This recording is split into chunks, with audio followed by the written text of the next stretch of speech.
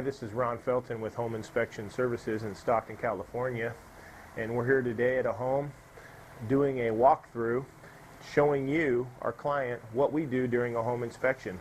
One question that we get asked a lot of is, what takes place during your home inspection? Why are we paying you to do something that we could maybe do on our own? And so one thing that you have to realize is that we're professionals. We do this every day, so we see things that the average person probably wouldn't be able to see. Not that there aren't people out there that are capable of doing a good home inspection, but also we document information in a way that's conducive to the real estate transaction in a format that's understandable by everyone. Our pictures and details to comments are important, especially when you're trying to give that information to somebody that's never been to the property or may not be able to come to the property. And so also, we're certified. All of our inspectors are certified by NACHI. That's the National Association of Certified Home Inspectors. And also, we have a standards of practice that we adhere to because of that. What the standards of practice do is make sure that we maintain a certain level. Now, there are a number of home inspectors that go beyond that. We try to do that as well. But the standards are a minimum of what we have to do when we arrive to a location to do a home inspection. Those standards can be found on our website, homeinspectionservices.co, underneath the Resources tab, or you can go to NACHI's website, nachi.org, to see a complete list as well. Now, keep in mind that a home inspection is a non-intrusive, non-invasive visual inspection of the working components of the home.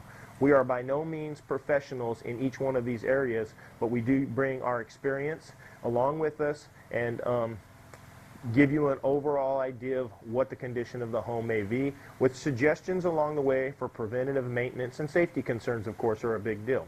So, we're ready to get started. Why don't you come on inside with us and take a look and see what we do.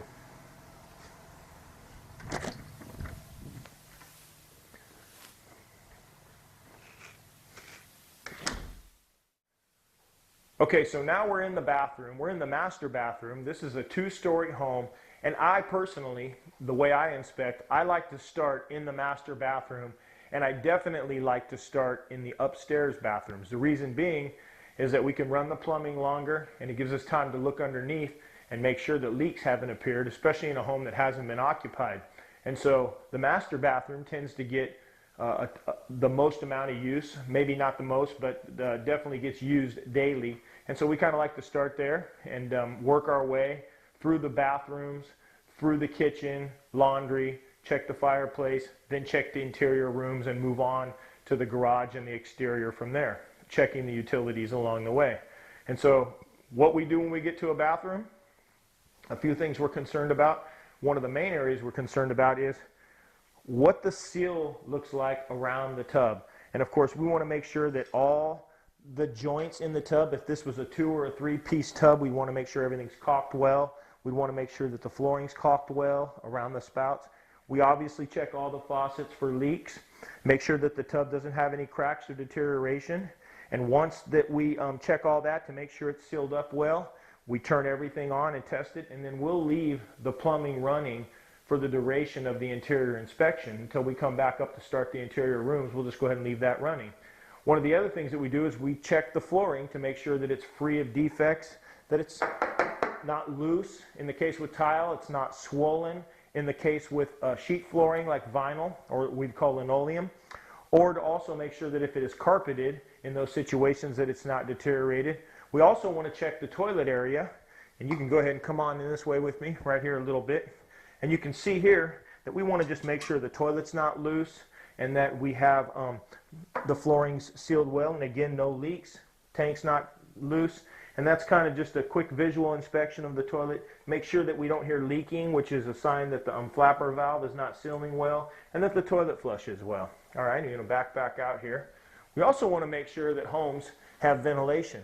We would prefer that all homes have an exhaust fan, but not all homes do. At a minimum, you should have a window, but we encourage you to have an exhaust fan in your home, and we do check for that. We also check the sinks to make sure that they are functioning correctly, that there are no leaks. Can you see the sink from where you're at there? Good shot. All right, perfect. You see me in the mirror too? That's beautiful, huh? Okay, anyways, Don't be too serious, that's the rule. We check the sinks to make sure that the plumbing is not leaking, that there are no defects in the sink, and we also check the outlets to make sure that they're ground fault protected. And ground fault protection is just a type of plug that we use in wet areas to ensure that if you dropped something such as a blow dryer in the sink that you would not get electrocuted. Many people are saved every year from GFCI plugs. They just don't know it because the plug pops before they actually get hurt.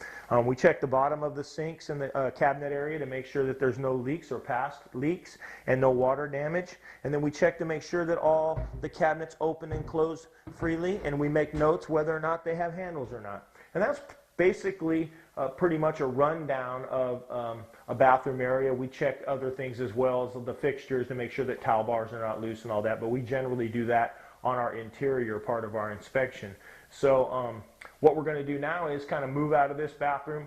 We're going to show you a hall bathroom, and then we're going to move through the interior rooms and kind of show you what we do on the interior rooms. Okay, so now we're in a hall bathroom, a second level hall bathroom, and you can see this bathroom really doesn't look much different than the other bathroom. And again, we're just going to check to make sure that there's a good seal around the tub, to make sure that the caulking's tight, to make sure that the toilet is not loose, to make sure that the flooring is sound, and make recommendations on sealing of grout and corner surfaces such as this to make sure that they're sealed well. If you have children, they tend to really get a lot of water outside of the tub. And again, just check the visual part of the sink. One thing that you have to keep in mind is all home inspections are non-invasive and they're visual. We don't have the opportunity to tear things apart. Only about 40% of the home is really getting checked. The other 60% lies underneath the carpet, behind walls, and in spaces that we just can't access. Now, any area that we can crawl into or peek our head into or plug something into or visually inspect, touch, turn, twist, open, or close, we check that. And so what we're going to do now is give you an idea of how that works by going into an interior room and showing you what an interior room looks like. Okay, so now we're in the master bedroom. We check each interior room one by one, and we walk the perimeter of the room with the flashlight, inspecting the ceiling areas for staining, cracks, deformities of any sort. We also check the floor line, carpeting. We don't report on paint. We check each plug in the room, each outlet, to make sure that it's functioning correctly. We check the overhead lighting. We check to make sure that you have a smoke detector in the room and that it's functioning. We also check to make sure there's a carbon monoxide detector on each level. As of July 1st, 2011, it became the law. It's not the law to have a smoke detector in each room, but we do add that to our reports. We believe it's important to have a smoke detector in each room. We also check to make sure that each door and window opens properly. And I'm just going to open and shut this window here. Make sure that there's screens installed, and that make sure that the doors to the room open and close properly, because of the fact that if you are in a room and there is a fire, you need an egress, a way out of the room. And so windows have to open and close easily, especially for children, and doors have to open and close easily. We make sure that all the locks function correctly, and that we also make sure that there's door stops installed and that the doors ride evenly. They don't rub the carpet and they don't strike the door frames. We do this by room in the accessible areas. Obviously, areas that we can't do that, we're not allowed to disturb too much stuff. This home's a blessing because it's empty, but if there's stuff in the way, we're not allowed to move it, or we have to ask the seller to move it for us. But that's kind of what we do room by room. And so now what we're going to do is we're going to go downstairs and we are going to walk through the kitchen area and show you what we do in the kitchen. Okay, so now we're down in the kitchen area, and kitchens see a lot of abuse. They take a little bit of time to inspect. How we generally start a kitchen inspection is we check to make sure that you have working appliances. We are not required to inspect appliances. However, we do as a company. We feel it's important to know whether or not appliances are working. We definitely check them to make sure they're installed correctly and safe. This particular oven does not have an anti-tip bracket. We check for that. It's obviously missing the microwave. We check for ventilation to the outside. We open and close every drawer. We check every square inch of the countertops to make sure that they are actually in good shape. We run the dishwasher through a rinse cycle only. We do that to make sure that it's free from leaks and that it is operating properly. We open and close the door to that as well. We run the sink. We make sure that it has all the components that it came with, that there are no leaks. We check the garbage disposal. We check the cabinet areas. We check all of the outlets, windows. We also check the lighting and the flooring condition of the kitchen. I think that pretty much sums up the kitchen inspection. It sounds like it went really fast, but it generally takes a little longer than that to inspect it. But again, we touch and feel everything that we can get our hands on. We open and close every door and drawer and check every square inch of the countertop and the floor to make sure that it's functioning and free from defects.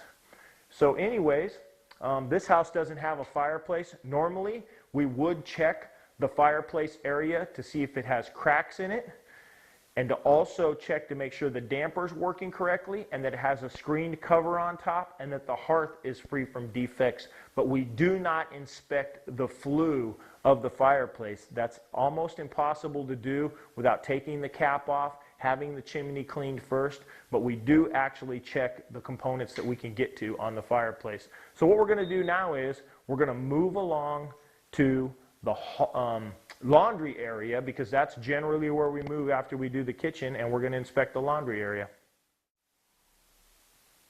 Okay, so now we're in the laundry room, and this particular laundry room, there's not a lot to check. It's a very small laundry room. One thing that we do check, we check the duct, the dryer duct, when we can access it.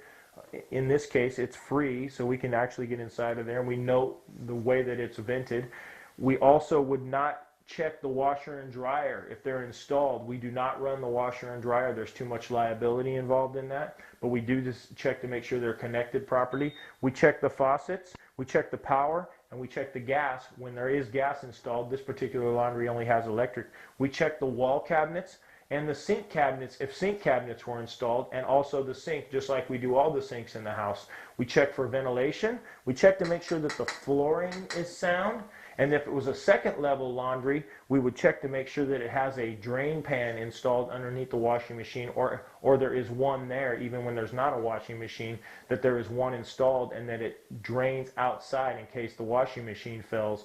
There's an escape for the water. And so I think that pretty much covers a basic laundry inspection. And now what we're going to do is we're going to move back upstairs and we're going to go into the attic area. Okay, as you can see here, we have a ladder set up. It is entering the access for the attic area. We do access the attic when it's accessible. We also crawl underneath the house if it's on a raised foundation. This particular home doesn't have a raised foundation, so we won't be doing that today. But we do access the attic area, and we do that because we are looking to make sure that the heat and air system, when it's installed in the attic, is working properly, and that also the ventilation in the attic, insulation in the attic, and also to make sure that we can't see any visible signs of leaks. Why don't we go ahead and go on up there and take a look.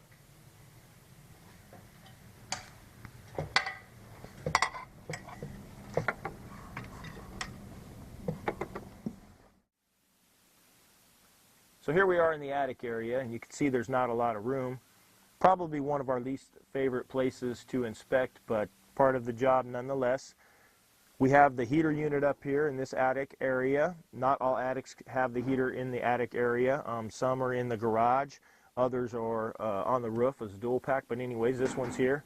We're checking for leaks, proper ventilation, checking to make sure it's insulated correctly, making sure that there are no rodents in the attic, that screens are installed on vents, making sure that trusses are not cracked, broken, sagging. And if you want, you can take a pan around the other side of the attic there. And you can see there's not a whole lot to check. Kind of gives you an idea of what an attic area looks like. And so we're just kind of checking to make sure everything, if you look up, you can see that there's a roof line up there. We're just trying to make sure that there's no leaks. And so anyways, we crawl around the attic as needed to look for these defects, make sure that exhaust fans aren't disconnected and heat and air ducts aren't disconnected, and just we don't even know what we're looking for sometimes until we find it. We just know we need to get up there and look, because a lot of corners are cut in the attics, and especially with electrical, so we spend a lot of time and attention in those areas. So now what we're going to do is we're going to go ahead and just move on out to the garage, because generally once we're done inspecting the attic area, that's kind of where we travel, so we're going to travel on out to the garage. Okay, so now we're out in the garage and we're moving right along. When we get out to the garage, one of the first things that we check is to make sure that the house-to-garage door shuts automatically and that it's fire rated. We check to make sure that the lighting is adequate. We check to make sure there are no electrical defects, as we do throughout the whole entire home. We check that there's ground fault protection. We check that there's no penetrations between the house and the garage for fire code reasons. We check the garage door opener, if there's one installed, to make sure that it's operating properly and that it has proper safety devices installed. We check to make sure that the door opens and closes freely when it's not attached to the garage door opener. And then we also check to make sure that the flooring in the garage is free from defects, as well as making sure that it has proper ventilation. In this case, there's a gas water heater installed in this garage, and we want to make sure that it has proper ventilation. We also check to make sure that the exterior doors to the garage open and close freely and free from defects. And I think that pretty much sums up what a garage inspection would entail. So we're at the water heater. This particular water heater happens to be installed in the garage. Not all water heaters are installed in the garage, but we inspect the water heater. It's very important as part of our basic plumbing inspection. We make sure that there are proper attachments for the gas, proper attachments for the drainage of the water heater, and we do have a water heater segment dedicated to just the inspection of a water heater, to let you know all the intricacies of what a safe water heater installation looks like. But we check to make sure that it's not leaking, and we document all the information in here, and we consider that part of our plumbing inspection. And so what we're going to do now is we're going to move from here outside and show you what the utilities look like. Okay, here we are on the side of the house where the utilities come in. We have the water coming into the house here. We do check the shutoffs to make sure that they're working properly. We test for water pressure to make sure. We do document this information as well, so that way you, as a home buyer, can look to your report and see where to shut your water off. And also, if you call us with questions, we're not going to remember where this stuff was, so we like to be able to have that documented so we can go back to the report to help you as well. We check the electrical panels to make sure that all the circuits are in order, that the breakers are the right size for the circuits. We also note where the disconnects are inside of the panel, what the amperage is, and to make sure that everything is safe and that it's in accordance with we would call local standards. Now, keeping in mind all houses are different, and we try to use good judgment in those situations to just make sure really that you're not going to have a budget issue or a safety concern later on down the road. We check gas meters. This is a utility thing, so we check it, but if there's a problem with it, generally it's going to have something to do with the utility company, and very little that we can do except for just make notes about it. We're not allowed to really work on this as homeowners, so we send that over to the utility company. And so that's pretty much it for the utility areas. Let's move on.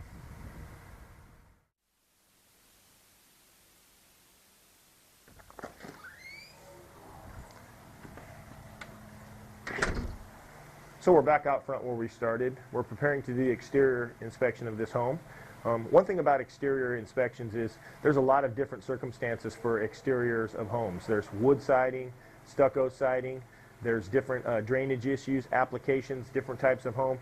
So in a small segment like this, it may be very difficult to go into detail about all the things that we look for during an exterior inspection. But let's take a walk around this home and we'll show you a few things, and we'll talk about some of the stuff that we're looking for.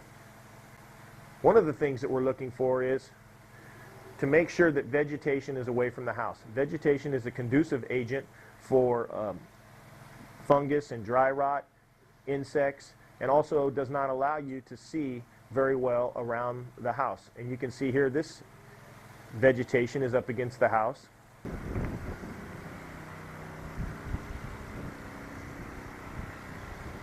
Also, what we're looking for is areas of drainage. We want to see that all downspouts enter into drain pipes properly.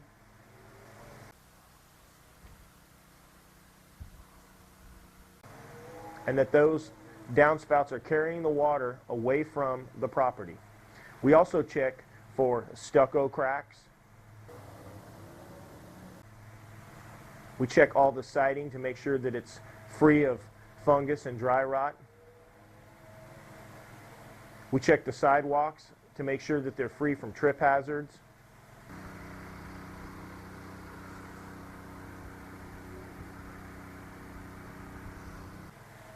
We check the rain gutters to make sure that there's no damage to the rain gutters and that they're not full of debris.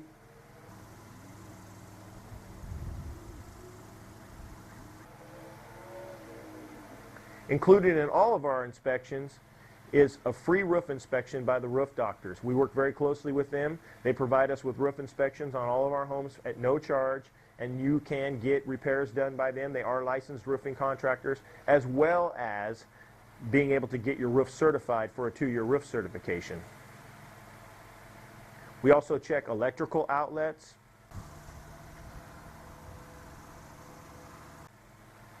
patio structures,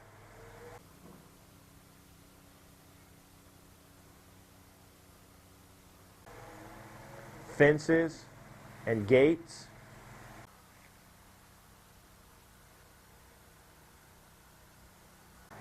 We don't check sprinklers. One thing that we pay attention to is whether or not the sprinklers are actually riding against the home. We're home inspectors and not landscapers, but we think it's important that the sprinklers stay away from the house. So when we see those kind of situations, we might turn them on. We might actually turn them on with the client here so they can see them working, but generally we don't report in detail about the sprinkler systems. Okay, so let's move around the side of the house here, and we'll go around back and take a look at a couple other things that we check, and then we'll be done for the day. We do check door jambs and door casings.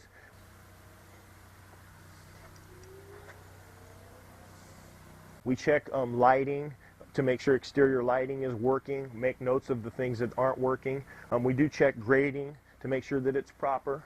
We also check for drainage. You can see here we have good drainage on this home. Some drains here. We check for stucco cracks. We check the fences and gates, like we mentioned. We also make sure that the gates shut well. Let's go back and see something else back here, and then we'll end this little process.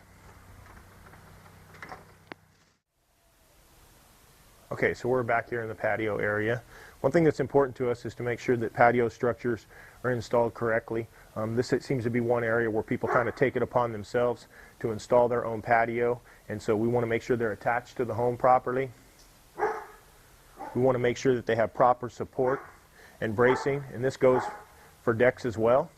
We also want to make sure that they have the proper roof applications with the proper pitch and proper drainage away from the home. These things are generally compromised when somebody does a homeowner's project on their own without getting professional help. This particular patio was installed correctly, and so it's easy to show you how it's done right here and not so easy to show you the things that are done wrong. We do check all the doors and windows, outlets. And you can see here we have a little bit of ponding, but not enough to really be a problem. We do check for drainage. And so that pretty much gives you an idea of what we do during an exterior inspection. Let's walk over to the AC condenser and talk a little bit about that for a moment, and then we'll be done for the day. Okay, here we are at the AC condenser. This is part of the package we would call a split system for your home. We do check the heat and air system. Now, heat and air systems are very intricate, very difficult to inspect other than just do they come on or do they come off. We do check to make sure the components are installed correctly, that there are safety covers, disconnects, and those kind of things, that the heater is ventilated properly out the attic area, and that it's functioning correctly. Now, we've taken the time to go a little bit beyond that and get a little bit of a continued education in the heat and air business and take a couple of courses so that we can better diagnose when there is a problem with the heat and air system. It's not enough to tell somebody that the heat and air system does not function. Could it be the battery in the thermostat? Is it a bad thermostat? Is it the heater? Is it the air conditioner? Is there just no power to it? These things are important. There's a big difference between $2 or $3 battery, a $20 thermostat, and a $2,500 condenser, or maybe even a component that's just burned out in the condenser or disconnected. So we try to diagnose those problems in detail a little bit more than the average person would do that's doing a home inspection, because we feel it's important to have that amount of information available to you during this transaction. If you don't have $2,500 or $3,000 or $8,000 to replace an entire system at the time of moving in, that could be a huge budget issue. It's different if you have to spend $25 or $200 repairing something than it is to have to replace the whole entire heat and air system. And so we do a little bit more of an inspection on that. We are incredibly concerned about roof areas and heat and air systems. Those are two big ticket items that most people just can't afford right when they're moving in, so we kind of hyper focus on those areas. Okay, I think that about does it for the day. I hope you enjoyed your time with us and this answers a lot of your questions. If you do have more questions, you can always contact us by phone at 209-946-4348 or check out our website at homeinspectionservices.co, or you can check out our YouTube channel at Felton 209. Have a great day.